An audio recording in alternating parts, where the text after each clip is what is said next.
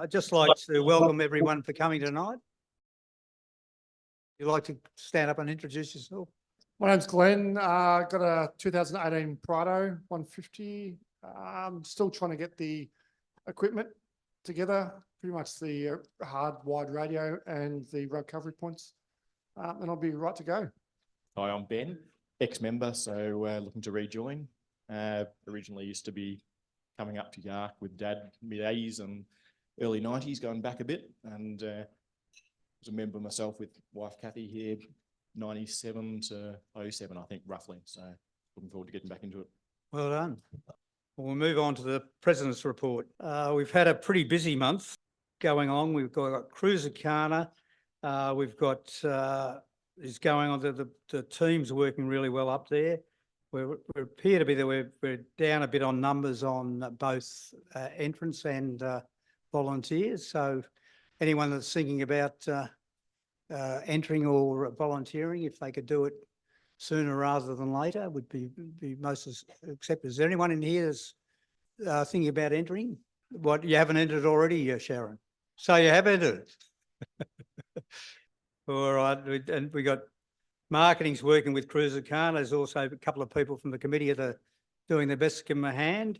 They're going all right. The national gathering's going along. I think I've got written down here like a well-oiled machine, which I believe is happening, which is all very good. The webmaster is looking at a new app, and he'll go into a little bit more detail with that on the webmaster report.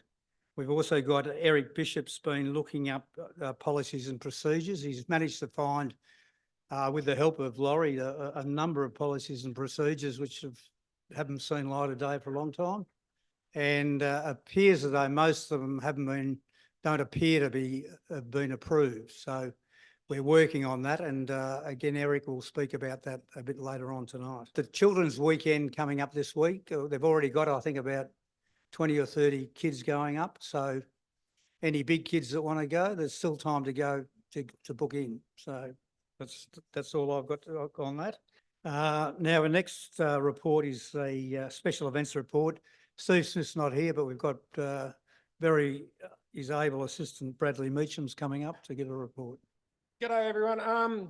I'd like to say the National 4x4 show is a great success. Someone already stole me thunder and said there's 19 new members, but anyway, we'll go again. We've had 19 new members.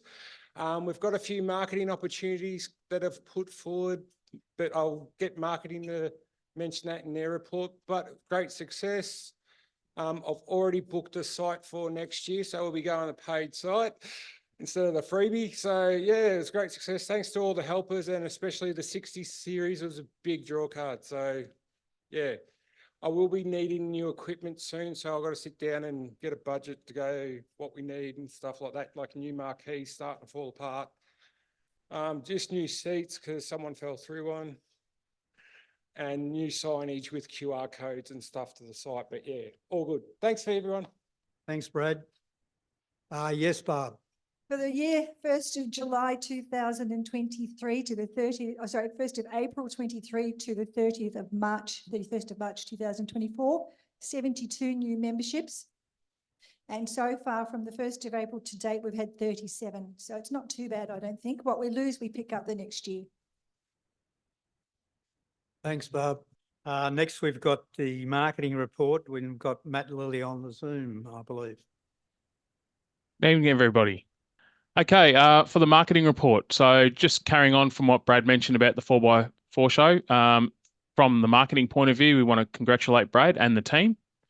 They put a lot of work into signing up new members, and they also gave us some sponsor leads, which I'll go through in a moment. So we're looking from a marketing point of view at the sponsors, supporting Cruisacana, supporting the National Gathering, and just as importantly, continuing to support the club by advertising the magazine and developing those relationships as we go along. So thank you very much to everyone that volunteered at the show and garnered those sponsorship opportunities for us. Thanks very much, everyone. Has anyone got any questions?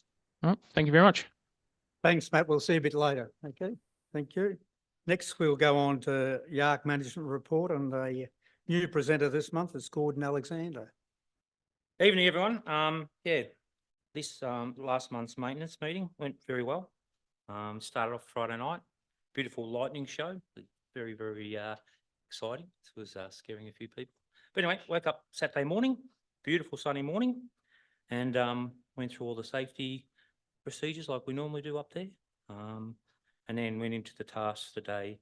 Been a lot of debris down with lots of wind and stuff like that. So quite a few of the guys were cleaning up, burning up. We tidied up around the container, added a bit more gravel, making it a little bit more safer, things like that. And then of course, then there's the never-ending job of the Bergen, which, as most people know, it's just an ongoing. We did spend some money getting a lot of it removed, but it's ongoing. So it's just one of those things that we need to sort of try and stay on top of. Yeah, and so then there was a few tasks today. There's a bit of mowing up near the front gate. What else was there? There's a few other people. I'll get onto one particular event which seemed to control the whole day. But anyway, yeah. So there was 4 new members. There's Michael, Anne, Paul, and Phil. Another 20 returning members. Again, a lot of them are on the maintenance committee, which these guys put in big effort. They rock up every month. You've seen on the pictures from Toyota how good the property's looking, and it doesn't just happen. We've got to make it happen. So big thank you to the maintenance crew who rock up there every month, put in their effort, and keep the place looking really good. Makes it good for the DA, makes it good for everything, all the other courses we run up there. So yeah, then one of the main jobs for the weekend was one of our new members, Paul, was given the job of upgrading the post and rail fence just on the south side of Yark. Well, this particular job took on its own life. It was one of those jobs which is so close to the Hilton that everyone was there and everyone had something to say about it. Anyway, to his credit, Paul soldiered on all day and got the job done, and it come up really, really good. So hopefully we'll see him up there on another maintenance weekend, and we'll get him a task that's not quite so close to the Hilton, so he can actually work on the job without being interrupted. Again, Cruise Carter, Gareth and Amanda up there. Team are doing a great job. They went down there. They did a fair bit of work down there. That's gearing up now. Maintenance committee, we helped them out a little bit. That'll probably increase a little bit over the next month or two. And so yeah, so just in all ways, they're doing a great job down there. Then pretty much we wrapped up the day. Beautiful sunny afternoon, sitting on the Hilton on the veranda, having a few drinks, a few nibblies, a lot of chat about what we did for the day, stuff like that. Sunday morning, got up again, another sunny day. There's been a lot of wood chopped and collected just to the west side of the container. So we sort of restacked all that, get it under cover, try and get it dried out. There is quite a lot of wood stacked. The team have been working really hard on those sorts of things the last couple of maintenance weekends. So yeah, all in all, it was a good weekend.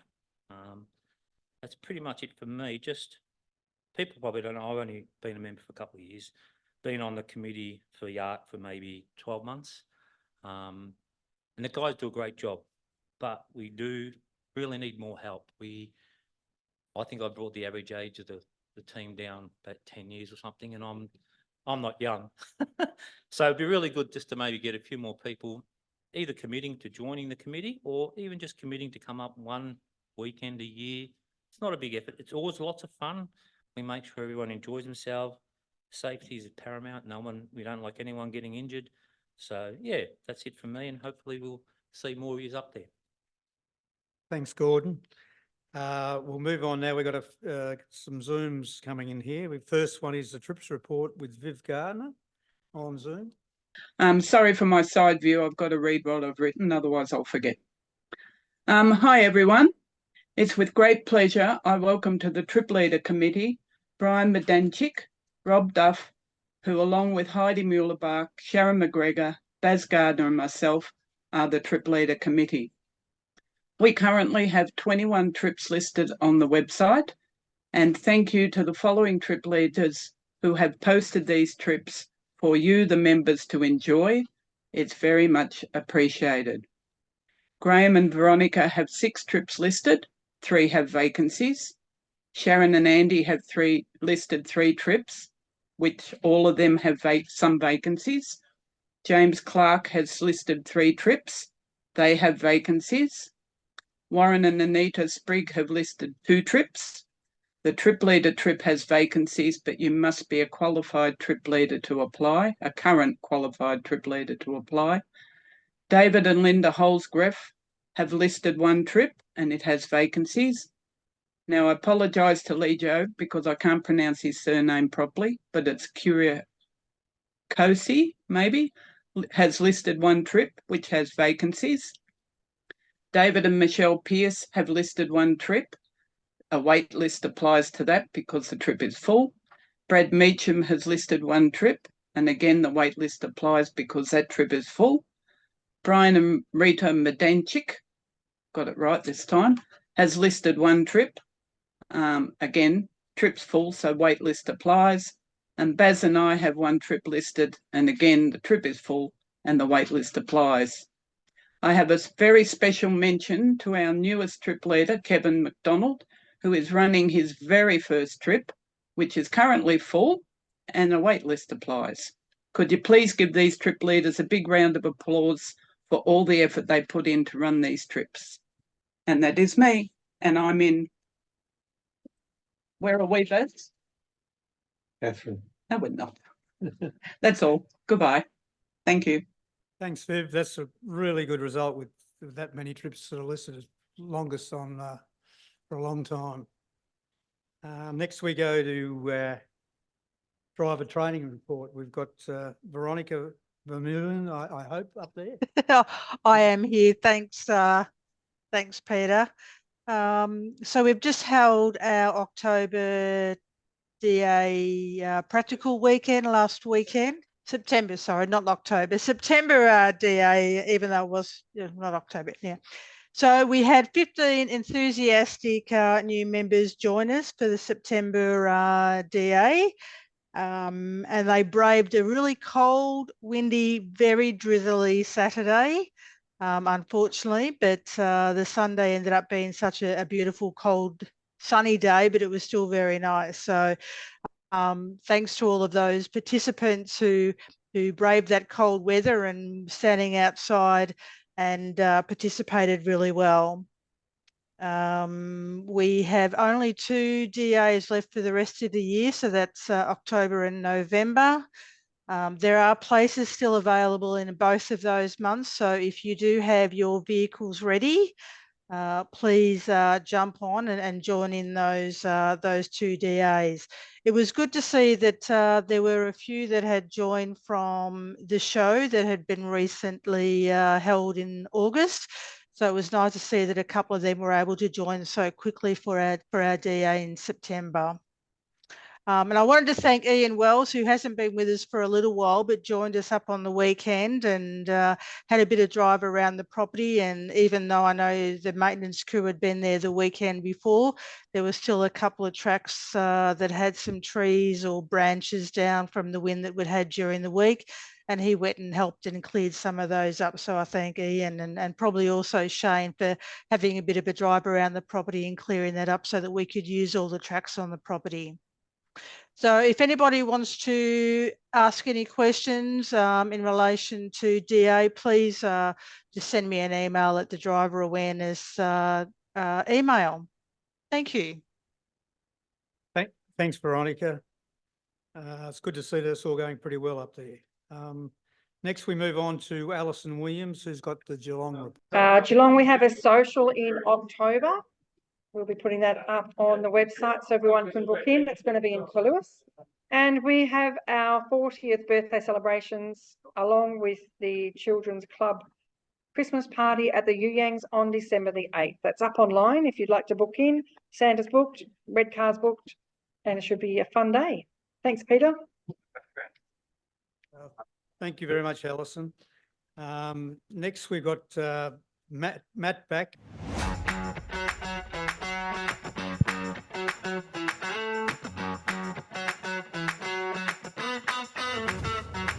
Well, Mike, finally get a chance to get behind the wheel of the Altitude.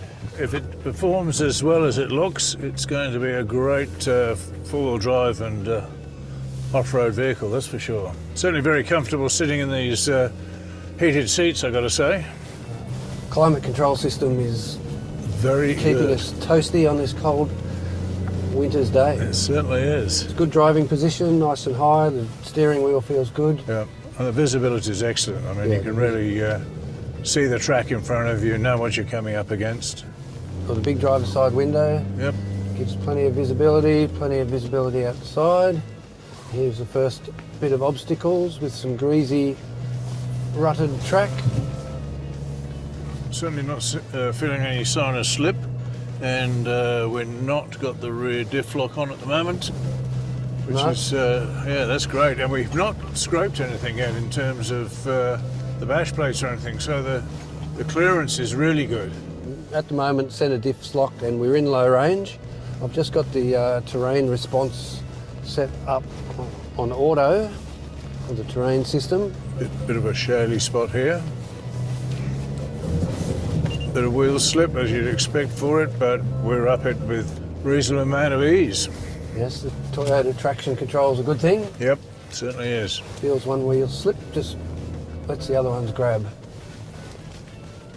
And the 2.8 litre turbo diesel has plenty of zip. Just put the multi-terrain select into rock mode, and we're in rock mode. Well, we're not getting any resistance so far. Moving along well. We've got a bit of a step here, so let's see how we go. Yeah, all good. Yep, straight up. No trouble with that. I think the rock mode allows you to give a little bit more right foot without it jolting. It seems to have smoothed out the throttle. And we're making very good progress on some fairly slippery terrain, quite rocky. How's it feel from the driving position? A lot of confidence in Yep. this car getting up this hill. Well, we can certainly hear the traction control working as it's meant to, and keeps the vehicle moving, manages any of the wheels that are slipping, provides power to the wheels that have got the traction.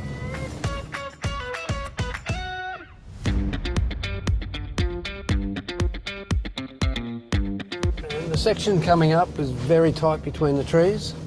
I'm guessing the tight turning circle on the Prado Should make should make it nice pretty and easy. easily. Yeah. Walk in the park.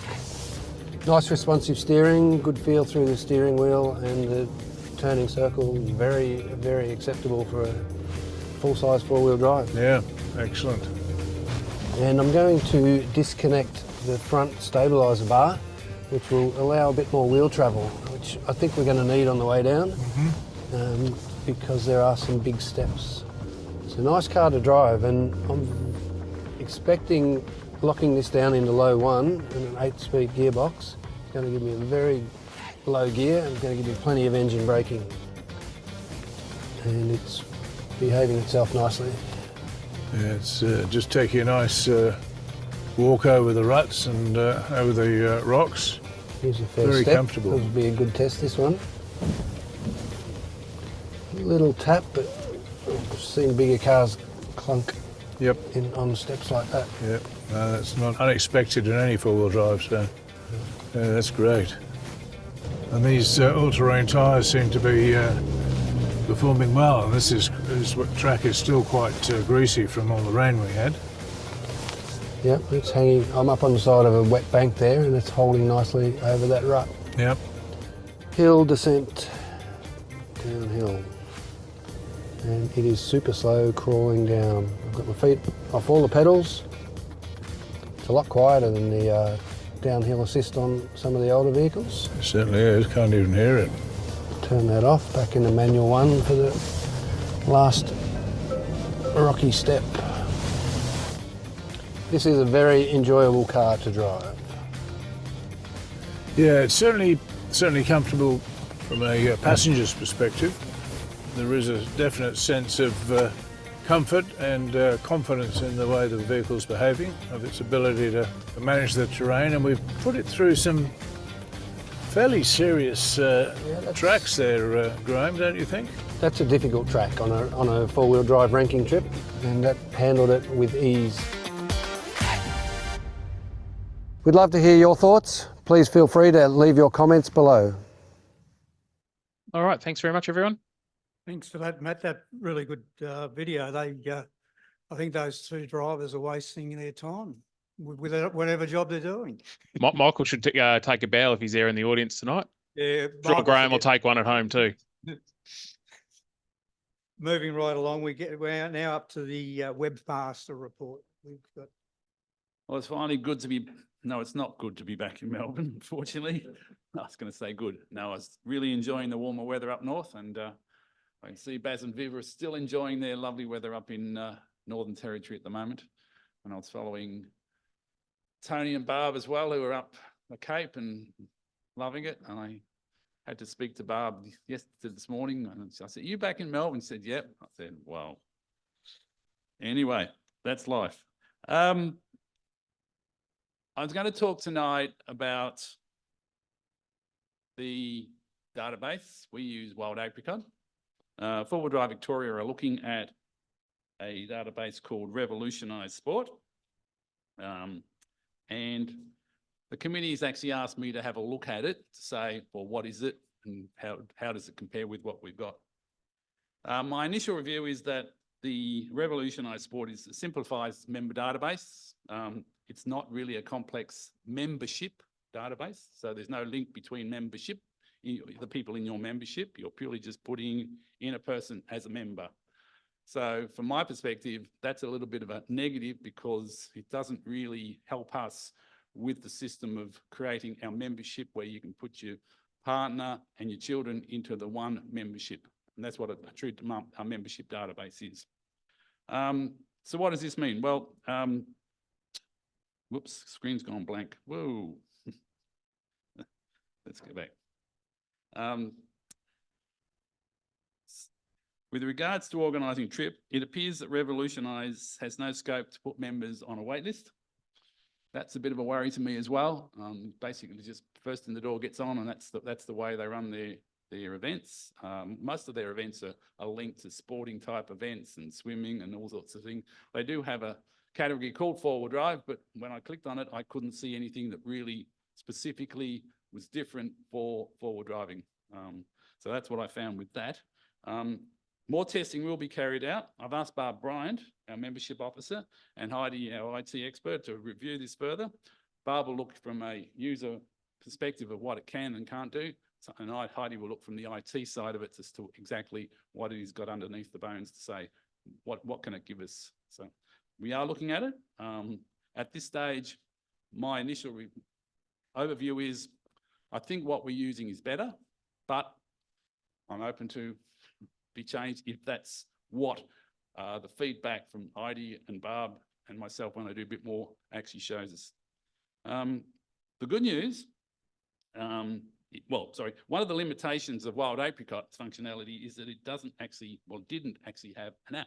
Because everything was on your computer and you physically had to sign into the computer and book. And that was a bit frustrating for a lot of members. Good news is that Wild Apricot now has two apps. There's a member app and there's an admin app. So for admin, that means the people who are running the trips can use the admin app, go in and actually modify or fix up things with their trip. And for the member app, it allows you to book through the app. The initial testing that I did on the app showed that on an Android phone, it was way too slow. It took 27 seconds on my test to populate the data, which I thought our members aren't going to put up with that. The iPhone test showed that it was great, 1 or 2 or 3 seconds. I think Eugene Griff did the test for me, and he came back and said, it was 3 seconds, Laurie, it was fantastic, really, really populated quickly. So I thought, I'll write to Wild Apricot and say, you know, this is not good enough. I actually created a video for them, so showing them with a stopwatch, this is me starting the app, and then this is when the screen populates with information showing anything from 27 seconds up to about 50 seconds. When I did my test with the camera, it was 27, but when I tested it another time it was 50. So that is just appalling. Wild apricot's not fantastic for upgrading for what we want. They're always looking out to what everyone wants, and they have to make profit, I suppose. So therefore, it's just because we think it needs to be done, it doesn't get done. However, I was quite amazed. I actually had an email from them back this morning, and it said, we thank you for your feedback, and we can tell you that the developers looked at it and realised there were some issues they need to fix and actually have done an upgrade. So I think you'll find the times are far more respectable.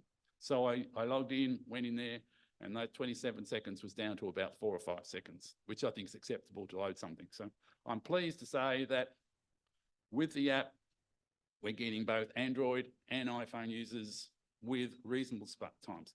So what does it mean for you as members? Well, it means that if you want to log in on a trip, you don't have to sign in with a password. You will have to sign into password when you have initially used the app, but because your app's registered on your phone, the next time you open your app up, there's no username and password needed to put in. You just go into the app, put your information in, and then you can register.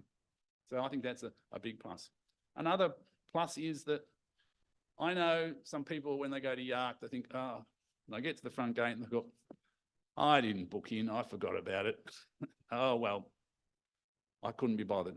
With the app, okay, you need a phone reception. Yes, I accept that. But with the app, you can physically go into the member app, bang, bang, bang, boom, you've ticked the button and you can actually register very quickly. Same for registering for these meetings. You don't have to go through the website like you have in the past. So that's what I found with it. I'd like you guys to try it. Please give me your feedback. If you don't like it, tell me. If you do like it, tell me. I'm not here to take just positive feedback. I want good feedback as to whether people think it is actually working better with the app as opposed to just going through the website. That's about it for me. Do I have any questions from the floor? Come on, someone must have them.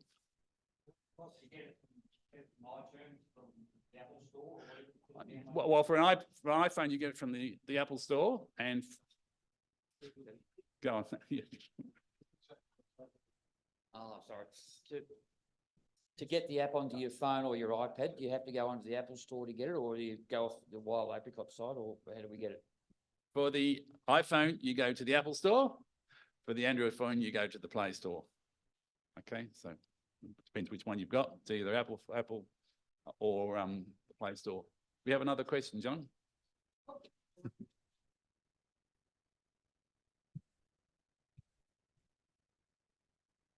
I know it's a new app, but is there any word from Wild Apricot on, I suppose, some of the visual functionality to the app? So to give you an idea, when I looked on my Android app, it lists all the trips, all the Yark weekends, the maintenance weekends, like everything all in one.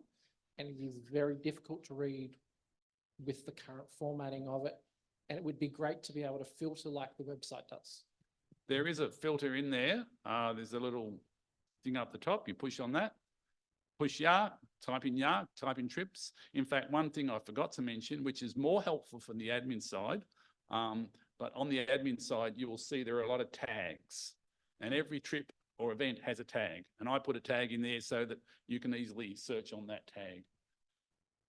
Unfortunately, we have too many tags and the list is too long. So I'm going to actually, a big job, probably a manual job, go through and change it all. I used to have like trips, Barb and Tony, Bryant, so that you could put in trips or Tony or Barb or Bryant, and then you could get it. But there are other ways to search to get those names. You don't have to put in the tags. So the tags will then eventually just be trips, education, Yark bookings, and DA. So there'll be only about 4 or 5. And so that when you see them, there's only about 4 or 5 tags and you go, bang, that's what I want.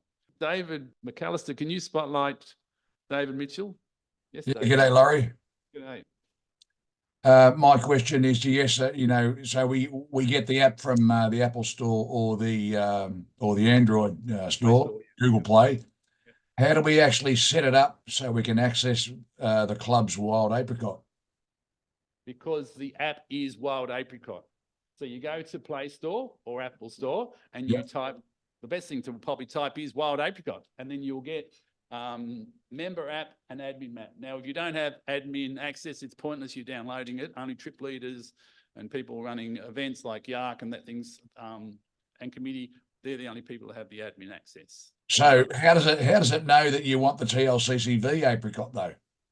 Because when you go to the Wild Apricot app, you put your username and password in for the first time, right? You know how you normally log in? Yeah. Yeah, you put your username, your password, and then you And log it'll in. just pick it up, will it? Okay. Yes, that's All our database. That's our database. And then next time you go in, it will remember your username, password. You don't have to do it again. Okay. I'll give it a go. And if I have problems, I'll give you a call. Great. Thanks, David. Is that it? Anyone else got some questions? Good. Well, thanks very much. And give me a call or email me if you need some help. I'm there to help you. Thanks, Laurie. Next, we've got the education report with Craig Werner. Well, hello and good evening, everybody. A few updates for you. So the annual chainsaw course is coming up in a couple of weeks' time. Four-Wheel Drive Victoria provide us with the trainers for that course because it's a certified course. Unfortunately, the number limit there is 12 people and we got to 12 people very quickly. So a few months ago, I approached Four-Wheel Drive Victoria to see if it was possible to get an extra trainer so we could actually put another 5 or 6 people in, but they felt that it wasn't possible this time. Eric Bishop has been very helpful. He's now working with Four-Wheel Drive Victoria to look at ways that they could possibly be more flexible in the future. So hopefully we don't have too many people that miss out on one of these certified courses. What Four-Wheel Drive have offered, Four-Wheel Drive Victoria have offered is that they're running a course in Warrnambool. It's open to the public, but they've given us first option. So the 5 people on the wait list were made aware of that opportunity. One of them has taken it up and the others would prefer to wait till we run the course again next year.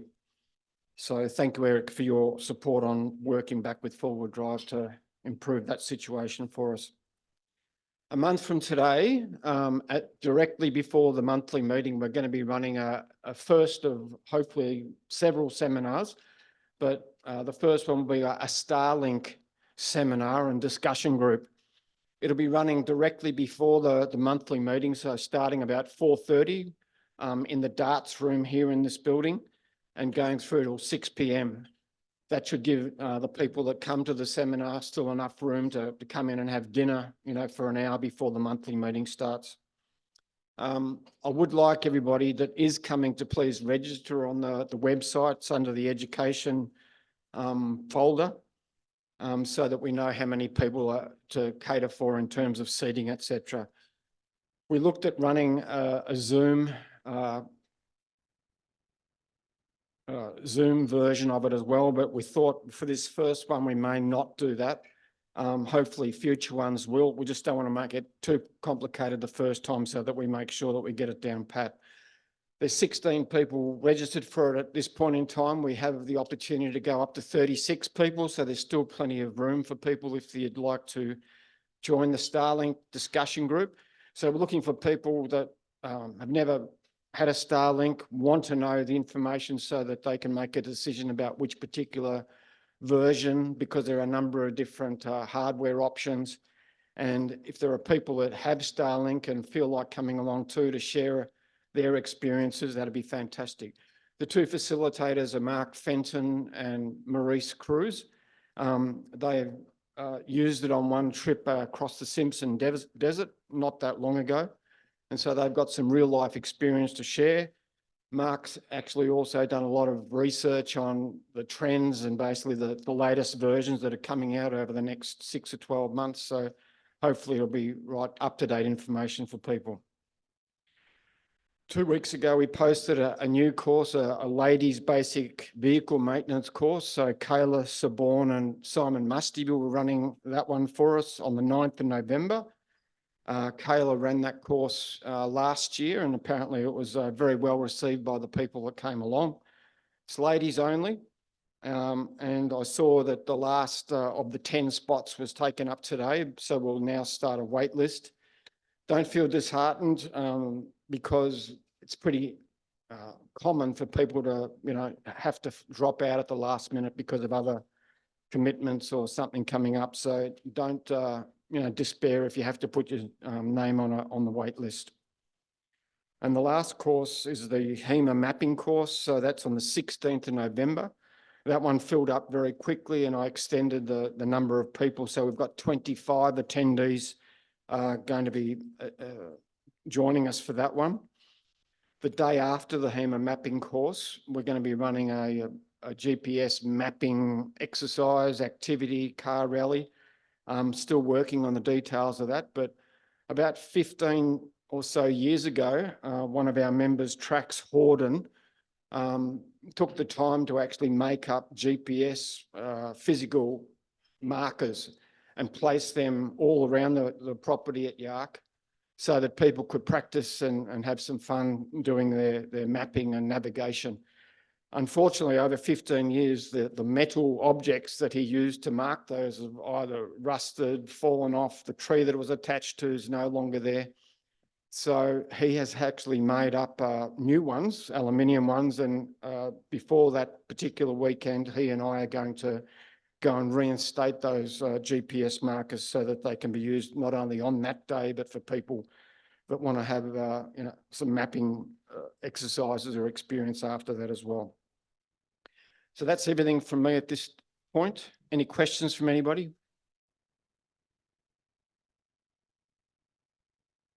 Thank you very much. Thanks, Craig. Next, we haven't got, Amanda's not here, but we've ably replaced by Gareth Milroy.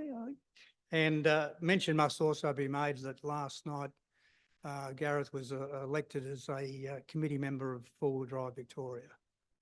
Bit of a team effort here, are we? Hi, everyone. Thanks for the applause. So looking forward to working with Four-Wheel Drive Victoria and seeing what we can do. This weekend, we're having maintenance and construction up at Yark. We're also going to be doing the last bit of the Cruisacana track works that we've got to do up there. And we're going to commence starting to set up to get it going, start flagging off areas that we don't want traffic going through and stuff like that. We are still looking for about 15 more volunteers to help us out with the weekend through the event. So if anyone does have that spare availability, we'd really appreciate it. We're going to be holding an info session later on the day on Saturday, going through roles for the weekend, assigning people with roles, giving everyone a rundown so they know what they're doing. We're probably going to have that in the Hilton at some point Saturday after lunch or something. If you can't be there, that's fine. I'm going to run it through Zoom as well. So we've got some marshals that can't be up there for that weekend. So I've done the same training that we're going to run at the Hilton. I'm going to run it through Zoom as well. So there's a fun little video that we shot up there going through some of the courses. So the marshals will get to see that, and it's what not to do. And Brad did a very good job of doing not what to do. And so that's a fun little video. We understand that coming up to Yark for 2 months in a row is a big commitment. So if anyone has any spare time that they can help out with us, that'd be greatly appreciated. I'm just going through the rest of the note. But yeah, we look forward to and appreciate everyone that's coming up to give us a hand to get this event on the road. I will hand over to Liz now quickly, who's just going to go run through the raffle that we're running this year, because we're going to run it a little bit differently this year. So the raffle is now online and available to purchase tickets. There have been some questions about why tickets aren't available here tonight. Raffles are gambling, and we have to adhere to the Gambling Regulation Act 2003, which sets out all the rules. So we have to follow the rules on the VGCCC's website, as well as the rules in our raffle license. If we fail to do that, first offence is about a $4,000 fine. Second offence is about $12,000. Clearly, we don't want to do that. So the easiest way to mitigate the risks is to have it online. There will be tickets available at the event. That's about it, really. Any questions? And tonight.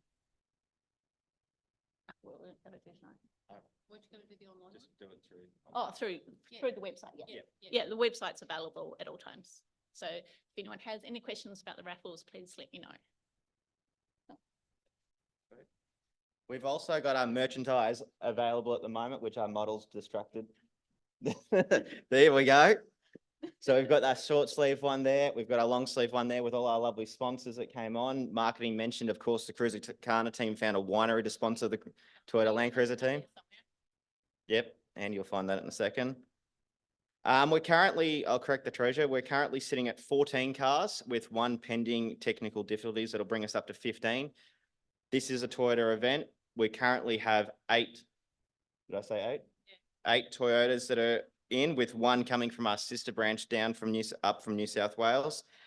Nice to see a few more cars volunteer. A lot of people put a lot of hard work into getting Cruisacana up to where it is today. Me and Amanda have personally rebuilt half the track down at the challenge area. So if we can get a few more cars to come through. So if you're thinking about it, please use the QR code on the table, sign up for it, get involved. It's going to be a really fun event, and Liz has begged, borrowed and stolen enough prizes to make it well worth entering. So thank you. Thanks for that, Gareth. Now we've just about up to we are up to our mid-meeting break, and we've got 10 minutes to, we've got a video, we've got a video on to go Cruisacana challenges over the years, edited by Steve McAdam.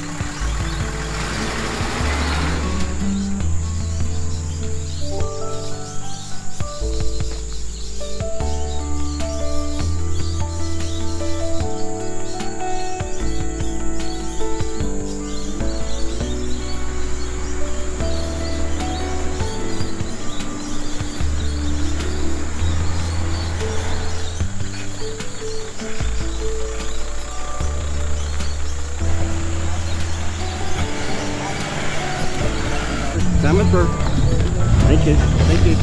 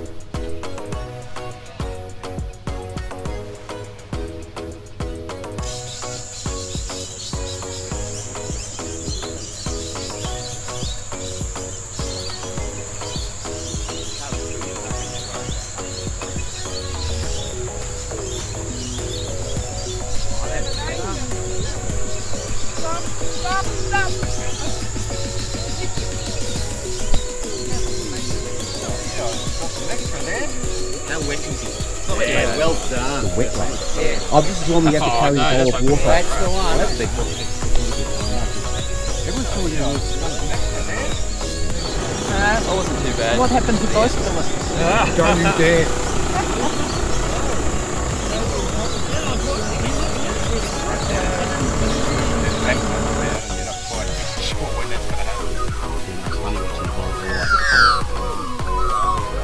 Thank you.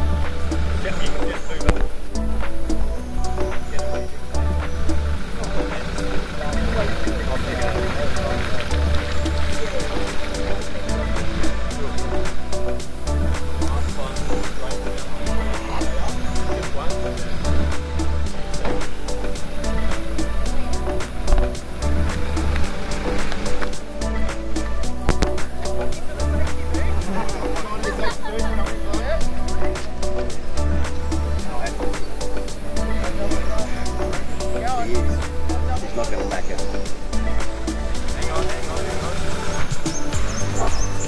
So you're ready to go? 16 seconds, that's a record. Okay, off you go. You got all your lights in, right?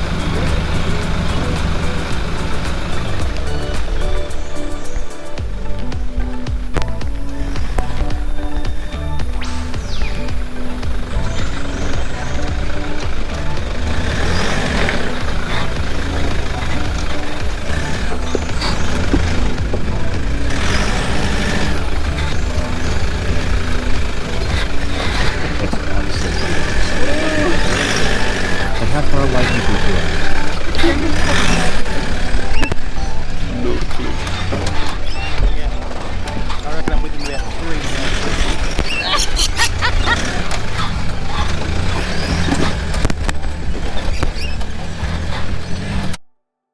3 Okay, you could please resume your seats if you could, and we can get rid of this meeting so we can have a social. Have our social time, yes.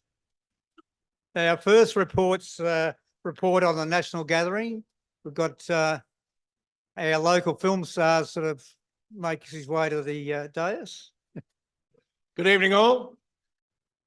National gathering. So we are getting to the sharp end. Those of you who have applied to attend will have received notification of invoices for the deposits, which are due by the end of the month. Very important that if you want to hold your position, that you pay deposit to take the process forward. So we've been fairly busy working with Matt and his marketing team. We're getting a lot of support from the local shire, and that's going to be a real benefit for the week that we're up there. Everything else is basically locked down in terms of the showgrounds and what we're doing there and what we're going to put on. The program will come out in a draft form fairly shortly, which will describe the activities Monday through the Friday. We are going to have some major sponsors up there. We're expecting to have a bit of a show and tell, and there's going to be a really active trips and activities for the week. So it's looking really good and it's coming together really well. The one thing we can't control, of course, is the weather, but it should be okay in sort of that time of year. Any questions from anyone?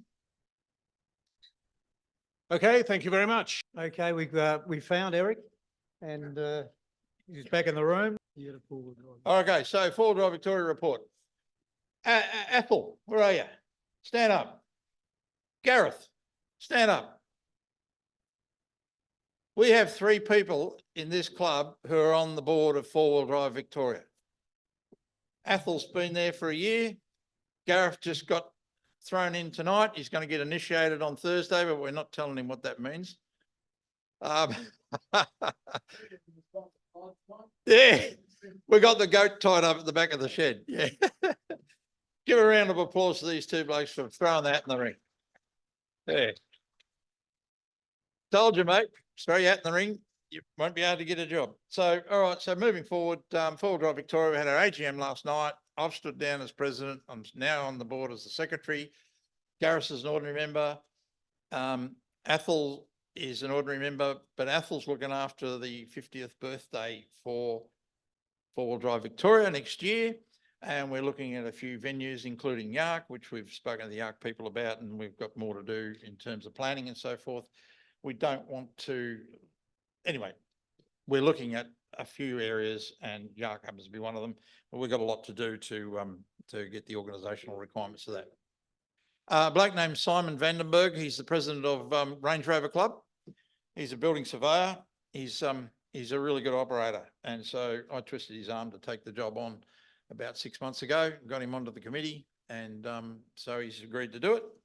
New vice president will be Gordon Porter, who's a barrister and a magistrate. He's actually in Turkey at the moment, at Gallipoli, as a matter of fact. He was an ordinary member. He stepped up to the plate. Another woman, Robin Burke from the Pajero Club. She's the secretary there. She's a good operator.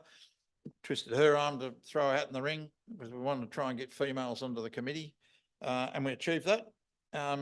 And of course, there's another guy named David Van Zanten who's still there, and he's a compliance manager with a big construction company up in New South Wales, up on the border at Albury. So we've got a really good crew of collegiate people who are academic understanding.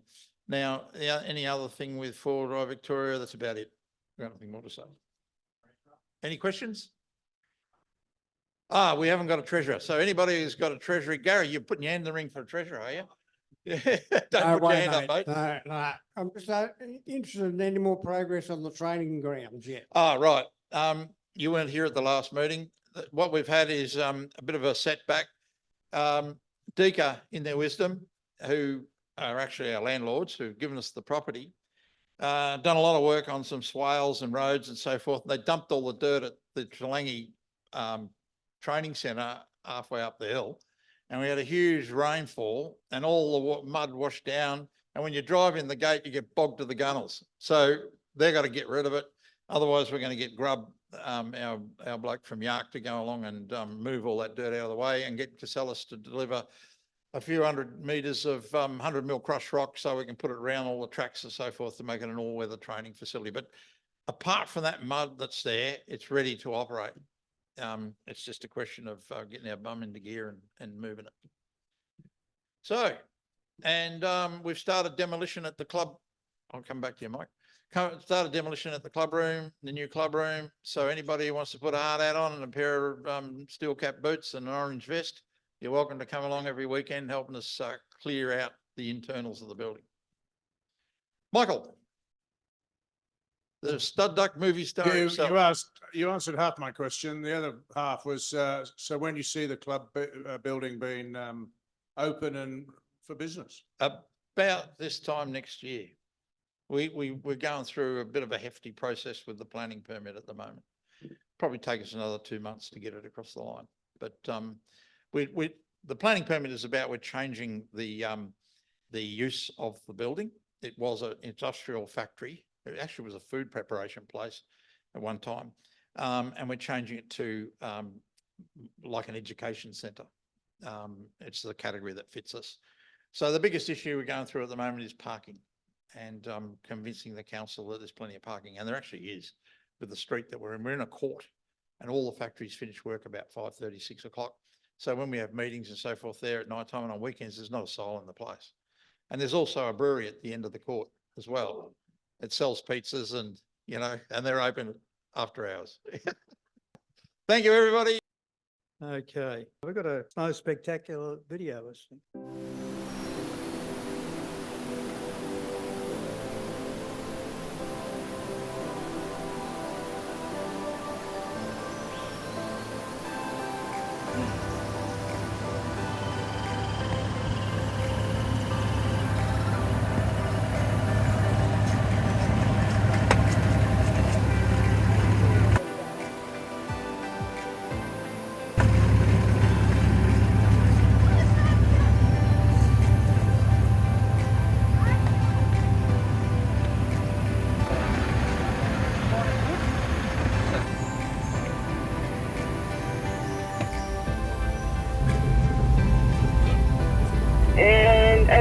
it's easier to park on the right hand side.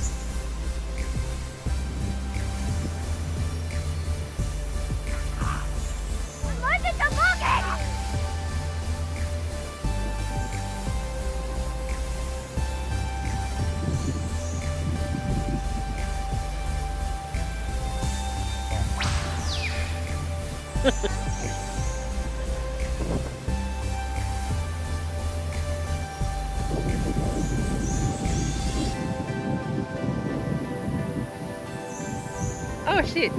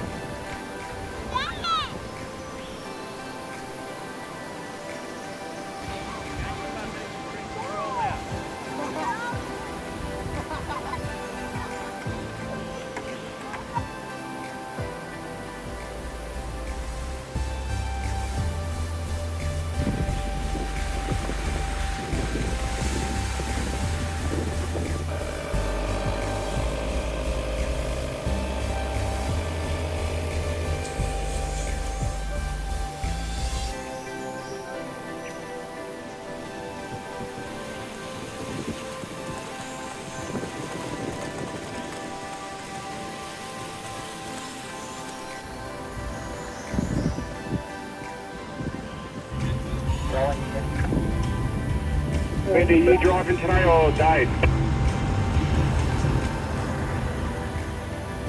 Remember, it's the second half of the track is the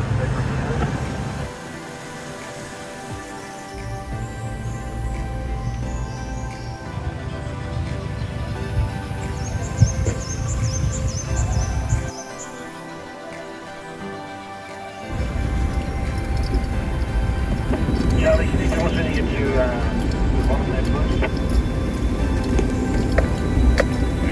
Car park. There it is.